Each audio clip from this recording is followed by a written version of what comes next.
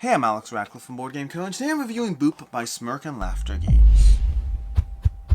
Boop is an abstract strategy game for 2 players in which you are playing, well, as players controlling a bunch of cats hopping onto this little mattress, this adorable little mattress. This, by the way, is all part of the box. This is going to be the actual box. You're going to lay it down on the table. You're going to put the mattress on top of it, and then you're going to start the process of trying to create a line of 3 cats. Not kittens, mind you, cats. And that's important because you start the game with kittens. I'm going to go ahead and just walk through an actual game, explaining the rules as I go through it, and then from there we'll dive into actual thoughts, opinions, all that stuff. But starting off the bat, as on your turn, you're going to take one of your 8 little kittens and you're going to boop it anywhere onto the mattress. Sound effects are encouraged, which makes sense because saying boop is the most delightful part of this game easily. You're going to pop a kitten down. That's the easy part. From there, someone will grab a kitten, they'll pop it down the board, and they'll boop you away. Kittens and cats, when they put on this mattress, will always boop things away from them if possible. So you're going to go ahead and respond to that by booping this cat away or kitten away. Then I'm going to go over here. I'll boop you away, but I also boop myself away, which is part of the problem. Over here, you'll go ahead and booping me off and booping me there. Again, all boops are going to happen. They're encouraged, which is why I'm going to pop over there, shoving these all the way over there. You'll go ahead and you'll jump over here, shoving this over here and that over here, at which point I'll go over here. Now, over here is interesting because this kitten over here already has a kitten against it, which means I can't boop it. You can boop off the edge and you can boop in all 8 sides, but you can't boop if something's already there, so I'll go ahead and boop this one. You're concerned that if I get a kitten over here, I'll now have 3 in a row, and that's good for me and bad for you. We'll explain why in a second. So you're going to try to prevent that, and you're going to do so by popping this over here where you'll boop, boop, boop, and boop. You can see how the board can get very gritty very quickly. I'll try to replicate some of my chaos over here by going ahead and just booping this over here, which is going to boop you there. You'll respond to that by booping over here, which is going to boop me off the board, boop this here, boop that there. Again, all good things so far, but I'll go ahead and respond to that by booping down over here, which is going to boop you here. I can't boop that direction. You'll go ahead at this point and realize that I just made a huge mistake, and you'll pop this down over here, where you've suddenly created a line of 3 kittens, because at this point in time, this cannot be booped further, which means you now have a line of 3 kittens. You'll remove them from the game, and you'll replace them with 3 cats into your supply. Those kittens have become cats. The kittens are gone. You now have 3 cats in your supply, which is very helpful because that is how you win the game. Not having 3 cats in your supply, mind you. Rather, you win the game by getting 3 cats in a row. Now we're going to start introducing some new rules now that we have that in play, but let's go back to our game. It's currently Orange's turn. Orange is going to match your thing. You took advantage, you created that, but I can do the same over here, and I'll also gain 3 cats to my supply. All things good so far, but at this point you'll pop down a cat in play. You're going to pop this cat over here, not booping anything at all, and I'll pop a kitten down over here. Now when I pop a kitten down, kittens can't boop cats, so this is going to boop you off the board, which is great. It's going to boop me off the board, which is not as great, but it will not affect the cat in any way.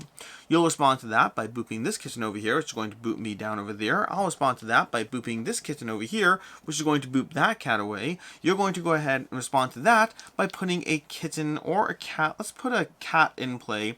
Let's put a kitten in play. We're going to put a kitten in play, which is going to boop you away and knock you out of play. I'm going to go ahead and respond to that by putting a cat in play, which is going to boop, boop, and boop all the way down the road. And we're going to respond. Let's see what you want to do. You're still trying to get some things over here. You have a few options at this point. You see, most of your cats are on the board, kittens are on the board at this point, so you're trying to figure out how to best manipulate the board state. To that end, we're going to go ahead and pop this down over here, which is going to pop you there and you off the board, which seems like a mistake, but actually wasn't. You see, right about now, I'm going to try to go ahead and place this down over here, which is going to have the effect of booping that over there, but you can go ahead and put this down, which creates another row because you can't boop this direction. You will boop that, you will not boop the cat, but you will create a row of this, which means this cat will come off the board and the 2 kittens will again turn into cats, giving you a little bit more of a cat supply, which is, well, frankly important to actually win the game. Back to me over here. It's my turn. I'm still trying to get that kitten versus cat engine up and running. I'll go ahead and pop this down over I'll pop this down over here, which is going to pop that over there. You're going to go ahead and pop this over here, which is going to push that there and not really do anything else. And at this point, and yes, I know I could have seen it coming, but I want to end this little demo over here. At this point, I'll pop this cat down. Because these 2 are both backed up, they can't move out. I've now created a row of 3 cats in a row, and I win the game. And that's Boof. with ideally a bit more strategy and tactics behind it as you actually play, as opposed to just trying to simulate how the game plays. But with that, let's go ahead and dive into the review. The general idea, once again, quick recap, is you're placing kittens or cats onto the board. A row of 3 kittens turns into cats. A row of cats and kittens will turn those kittens into cats. Whenever you put something down, it boops things. Kittens boop kittens, kittens boop kittens, cats boop kittens, cats boop cats, and kittens do not boop cats. And when you have 3 cats on the board in a row, you win the game. That's the idea of the game, which brings us to the review, starting off with the fact as, well, let's start with ease of play. Ease of play, this game is incredibly easy to dive into. There's like 2 pages of rules. The concept of the game is very easy to understand. The edge cases have a drop more complexity, but really not that much. And as far as everything here, I mean, this game is cute as anything, which is a good time to dive into what I like, don't like, and can see others not liking, which is this game is cute as anything. That's the core appeal of this game. It is a cute game with the rules. It's accessible, it's easy to teach, it's easy to play, and it's just cute. This is an easy game to pop a little kitten or cat down the board, have things boop around the board, make sure to make those boop sound effects. It has that ease of appeal. It is an abstract strategy game that is easy to teach, easy to understand, and is cute. It's just an appealing little game.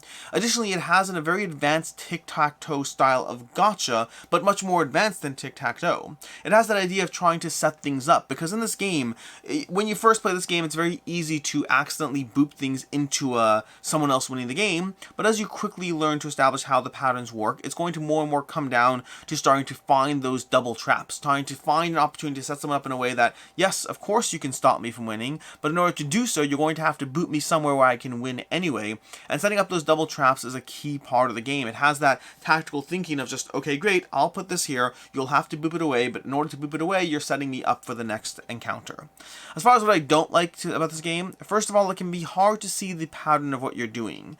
This is not a game where it's easy to understand that I'm doing this to do that to this. It can be a little more chaotic as you put things down the board and start to find those patterns. You'll get there, you will, but it kind of devolves into that binary aspect. Either you haven't yet found the patterns of what you're doing, at which point if you set up your opponent to win, you do so feeling like it's accidental, or you get to the point where you do see the patterns and it kind of feels very binary, very tic-tac-toe, more advanced than tic-tac-toe, but it feels more binary in what you're doing as far as the abstract strategy. I find it's harder to plan it out, it's harder to plan it out multiple turns in advance in this game.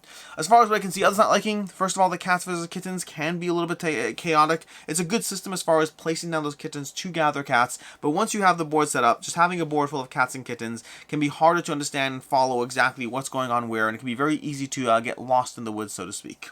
As far as final thoughts on Boop, this one's a 3.5 out of 5 for me. I like the core engine of what Boop is doing. It's giving you, again, a very clean, accessible game. It's not my favorite abstract, but it's easier to teach, it's easier to play. It has a very solid ratio of complexity to depth, and the cute factor is off the charts in this one. Boop is a good abstract game to introduce people to abstract games. It has that appeal, it has that simple charm. This is a solid gateway abstract game that just gives you, again, solid charm, easy to teach, easy to play, plays in 15-20 minutes. At the end of the day, for me, this is one that does fall in the category of being a little lighter than what I'm looking for personally, but it's an easy one to table and it's still enjoyable to do so. It has enough back and forth and enough double think that it still manages to be engaging, even if it is one that I would like to see a bit more out of. So 3.5 out of 5 for me. As far as other game recommendations, first of all, Tack. If you're looking for something that I do find gives you that planning 17 turns in advance kind of feeling to it, Tack is an excellent one that I highly recommend, one of my favorite abstract games of all time. And then if you're looking for something that does feel actually fairly similar to Boop, but very different at the same time, SHOBU, from the same company, from Smirk and Laughter, Smirk and Dagger Games. SHOBU is going to be another abstract strategy game that gives you, again, that same kind of feeling of trying to react and attack at the same time, but with a little bit more double think and a little bit more tactical planning going on. In any case, and until next time, I'm Alex Radcliffe from Board Game Co. I hope you found this video helpful, and as always, I hope you have a good one.